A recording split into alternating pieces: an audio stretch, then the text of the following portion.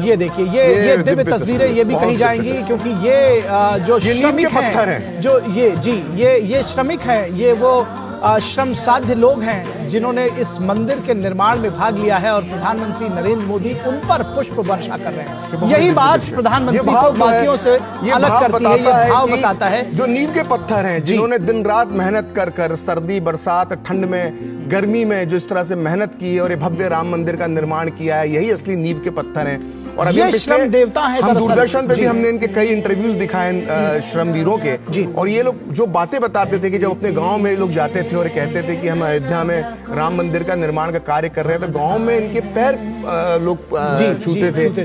तो ये अपने आप में जो है सिर्फ श्रमिक नहीं है, श्रमवीर है, ये असली राम भक्त हैं, इसीलिए श्रम देवता कहा जा रहा है।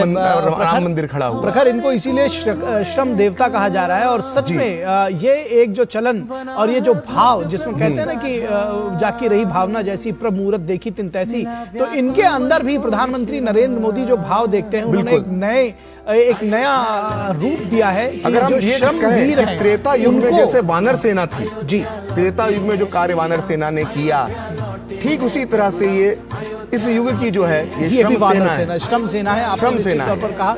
और इस मंदिर के दुसाध्य मंदिर के निर्माण में जिस तरह से इन श्रमवीरों का योगदान रहा है, उसको अलंकृत करते हुए प्रधानमंत्री पुष्प गुच्छों के द्वारा, पुष्पों के द्वारा, और ये निश्चित तौर पर ये उनका जो एक भाव है, ये अपने आप में बहुत ही प्रसन्न करने वाला, आह्लादित करने वाला, आनंदित करने वाला।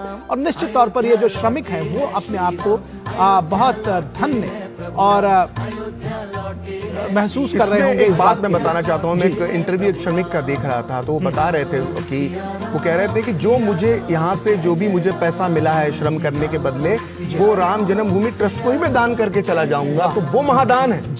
एक श्रमिक जिसने जो पूरी कमाई की इस मंदिर के निर्माण के दौरान, वो समस्त कमाई, अपनी समस्त आय अगर राम मंदिर ट्रस्ट को दान कर देता है, मैं मानता हूँ कि वो सबसे महान दान है। और वो इन श्रमिकों ने करके दिखाया है, श्रमदान के माध्यम से भी और अपनी भावनाओं के माध्यम से। जी, निश्चित तौर पर तो ये जो दृश्य है ये अभूतपूर्व है। ये दरअसल इसको कहा जाए कि ये दृश्य भी आंखों में बिठा लिया जाए तो गलत नहीं होगा। जिस तरह से राम की प्रतिमा जिन्होंने गढ़ी, दरअसल वो जो इस राम के पूरे मंदिर को साकार जिन्होंने किया, इस जन्मभूमि के मंदिर को कितने कम समय में, और कितना भव्य दिव्य मंदिर है, उस हिसाब से निश्चित तौर पर ये जो श्रमदेव हैं, ये भी पूजनीय। मुझे लगता है कि पहले हम कभी नहीं देखते थे, भारत में और भी निर्माण हुए हैं, लेकिन इस तरह से श्रमवीरों का सम्मान करना, ये बहुत अच्छी शुरुआत प्रधानमंत्री ने की। हमने हर जगह पे देखा, हमने प्रगति मैदान का जब निर्माण हुआ, भारत मंडपम बना, उसके श्रमिकों के साथ बातचीत की। काशी विश्वनाथ को भी हम देख लें, हम देखते हैं सफाई कर्मचारी जब जो थे, उनके जिस तरह से चरण धोए थे प्रधानमंत्री ने, तो ये एक बहुत अच्छी अन्य लोगों के लिए भी एक प्रेरणा बन सकती है। और ये भविष्य के लिए एक प्रेरणा देती है कि कोई भी कार्य छोटा नहीं होता है। अन्यथा लोग जिस तरह का व्यवहार विचार रखते थे उसके उलट है, और अब ये भाव सामने आ रहा है। बिल्कुल, इनको विश्वकर्मा का रूप, विश्वकर्मा, ये असली विश्वकर्मा है, ये असली विश्वकर्मा इनको बताइए। ये देखिए, ये भव्य दिव्य मंदिर जो आंखों में समा लेने को जी चाहता है, दरअसल इन्हीं विश्वकर्मा ने, इन्हीं श्रमवीरों ने, इन्हीं श्रम देवताओं ने बनाया है। और निश्चित तौर पर उनके ऊपर अगर प्रधानमंत्री पुष्प वर्षा कर रहे हैं तो ये उनकी बड़ा काम है, उदारता भी है। और सभी को, मैं कहता हूँ कि इसको सभी को, जो राजनीतिक नेतृत्व है और भी, उनको भी इसको देखना चाहिए, समझना चाहिए, सीखना चाहिए कि जब एक देश का प्रधानमंत्री ऐसे श्रमवीरों को पुष्प वर्षा करता है तो कितना आह्लादित महसूस करते हैं, कितना वो प्रेरित महसूस करते हैं, ये बात समझने की है। बहुत शानदार दृश्य हैं, मन को विह्वल करने वाले दृश्य हैं, ये सोचने की बात है। बिल्कुल, अभी कुछ श्रमिकों से बातचीत भी की थी, हमारे डीडी न्यूज पर भी वो बातचीत दिखाई गई थी। कई श्रमिक ये कह रहे थे कि उनका मन इतना रम गया है यहाँ पे कार्य करते करते कि अब वो अयोध्या से जाना ही नहीं चाहते हैं, सोच रहे हैं कि यहीं पे कुछ अन्य कार्य करना शुरू कर दें।